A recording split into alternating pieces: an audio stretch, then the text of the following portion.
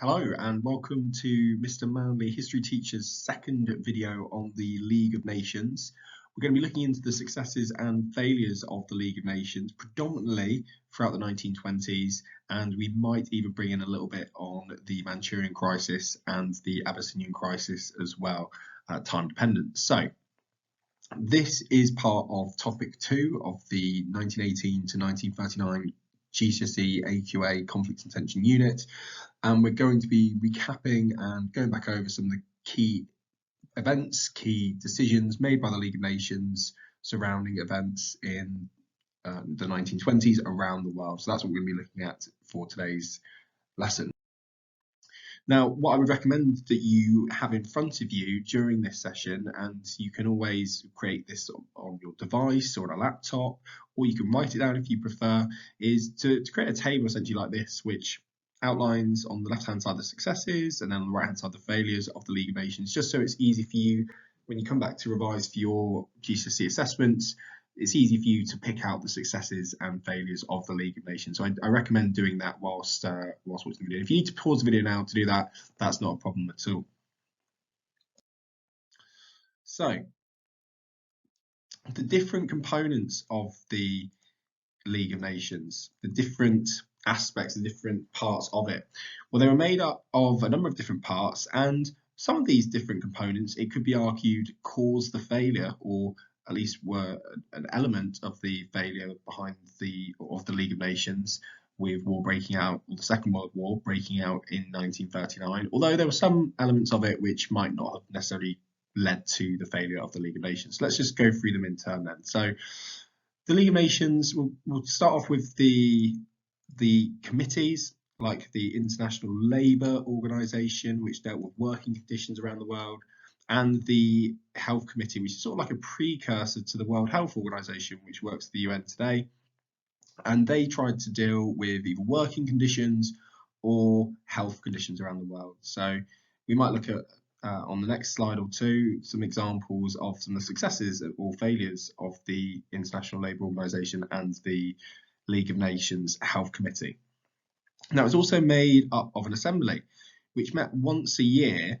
Now, the assembly was composed of pretty much all member nations of the League of Nations, but it met really infrequently, only once a year. So if there were crises that happened just after the meeting of the assembly, it would have to wait almost a whole year before it could discuss that crisis. So that's a potential weakness straight away from the conception of the League of Nations in January 1920. That's when the League of Nations was created.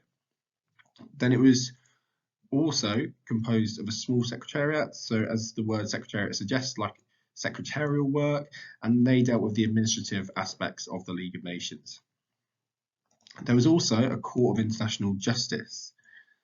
Now, you could say that's almost the equivalent of the International Criminal Court, which exists in The Hague in the Netherlands today, in order to sort of decide and put on trial people that might have been accused of war crimes, for example. Now, unfortunately, the Court of International Justice for the League of Nations, it didn't actually have any arbitrary powers to enforce its decisions, so it couldn't punish people that it might find guilty of undertaking certain crimes. So you could argue it was a pretty toothless component of the League of Nations. Finally, one of the more powerful components of the League of Nations was the Council.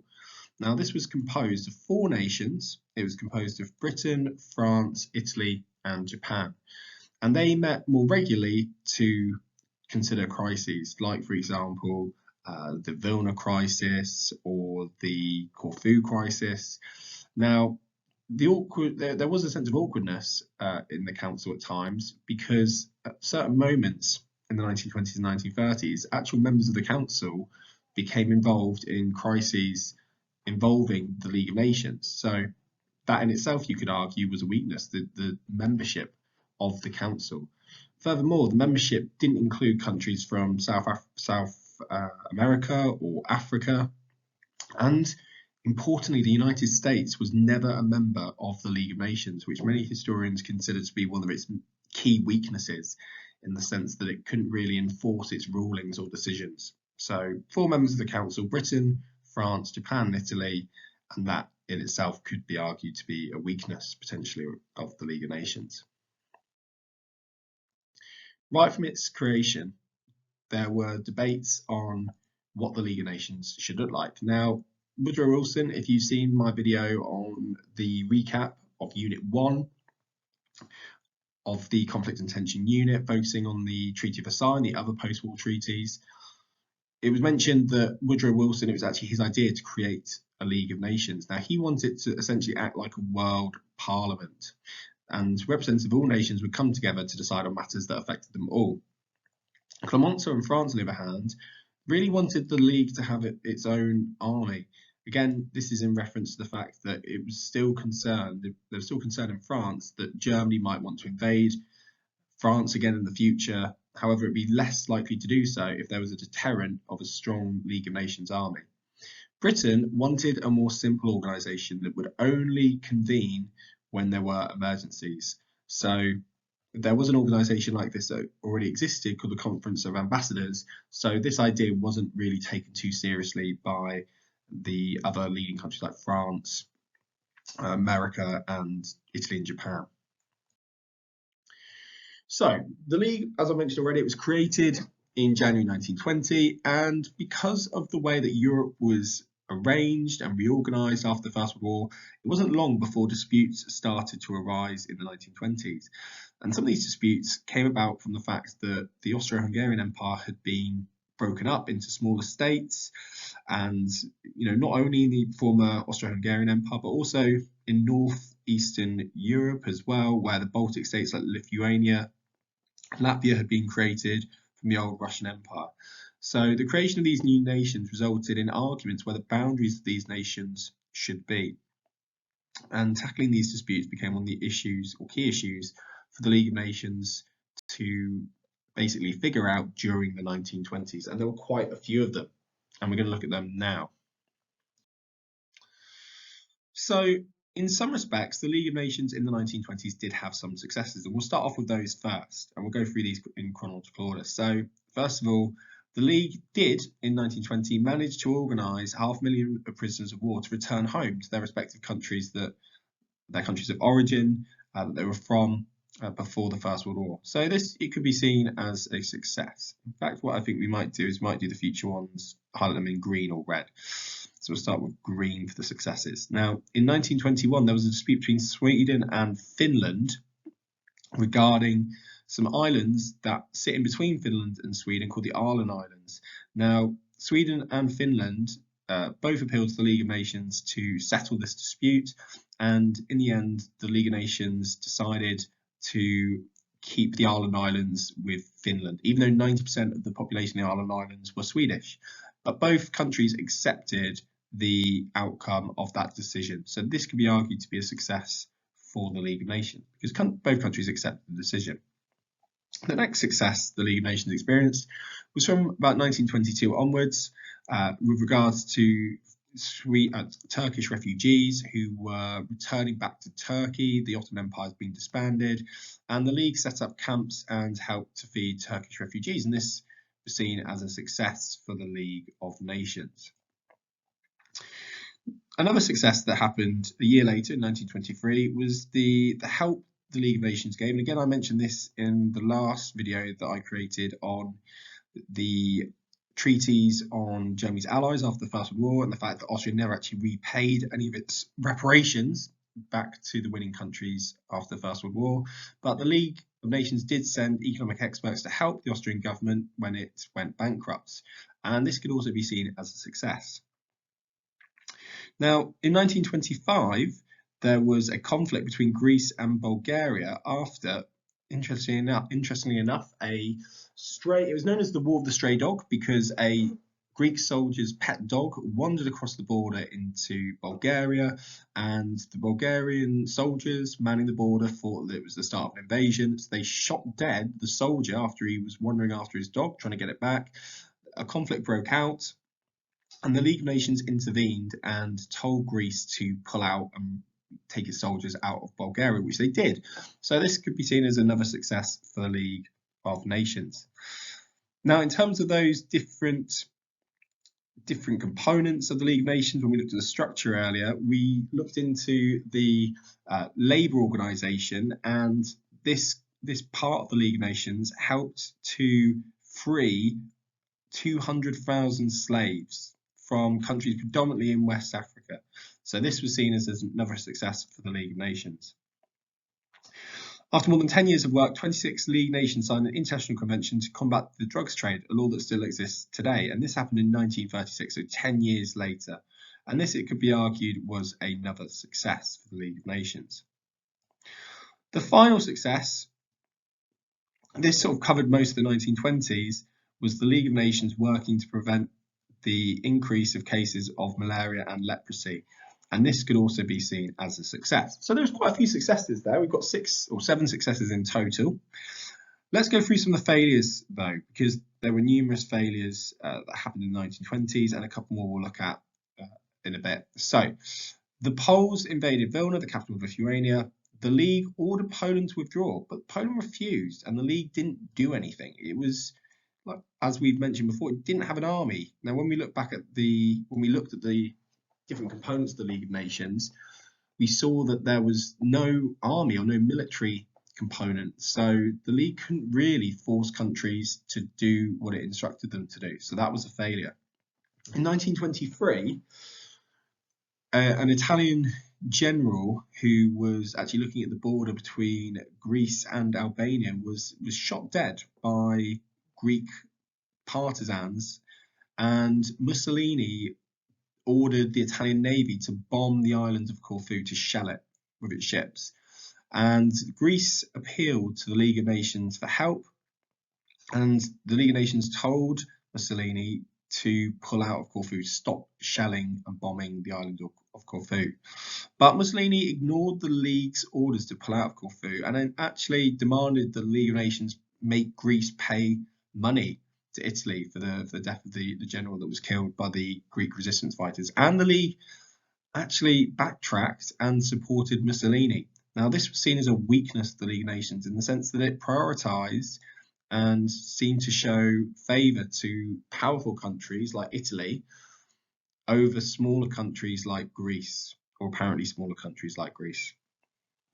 With regards to disarmament, there were conferences held in 1923 and 1932, but once Hitler came to power, and again you'll see this in more detail if you study the Germany from 1890 to 1945 unit, once Hitler took power in 1933, he secretly started to rearm Germany, and then he did so publicly, and more publicly, from 1935. So the disarmament conferences were a failure. In the 1930s, other European countries like Britain and France also started to rearm as well, so that didn't really work at all. And finally, the International Labour Organization failed to persuade countries to adopt a 48-hour working week, and this was seen as another failure of the League of Nations. So there were 2 main crises that happened in the 1930s. We're going to look at the Abyssinian Crisis in this session, and then there'll be a separate session on the Manchurian Crisis. So why was Italy interested in taking over Manchuria? Well, Italy's position in 1934 didn't have much of an empire in Africa. It had some lands like Libya and the Italian Somaliland, which actually neighboured this country, Abyssinia, which is known as Ethiopia today. And Abyssinia was actually an independent country. It was one of the few countries in Africa in the 1930s that hadn't been colonised by a European country. So Italy saw, and Mussolini saw this as an opportunity to add more land to the Italian Empire. As well as that, Italy had actually been defeated by Abyssinia in a war in 1896. A key battle that took place during that war was called the Battle of Adowa, and Italy and Mussolini wanted revenge for that defeat. Italy was also suffering from the Great Depression, like a lot of European countries were in the 1930s, and Mussolini wanted to distract the Italian people from the problems, the economic issues that were being faced in Italy, and he wanted to draw their attention away from that towards the conflict and what he hoped would be a successful campaign in Abyssinia.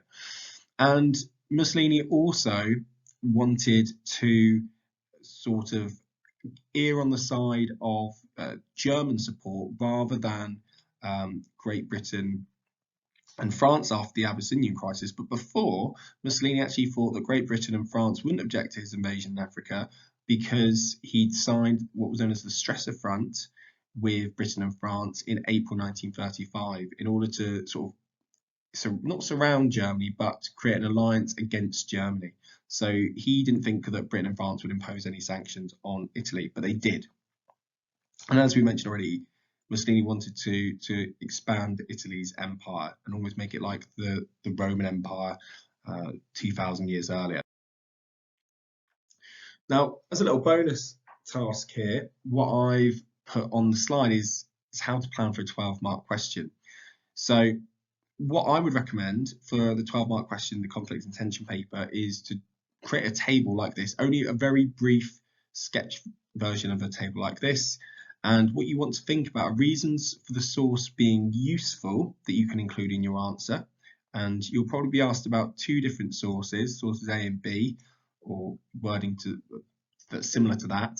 And you also need to include reasons for both sources being limited in its usefulness. So you might write, for example, source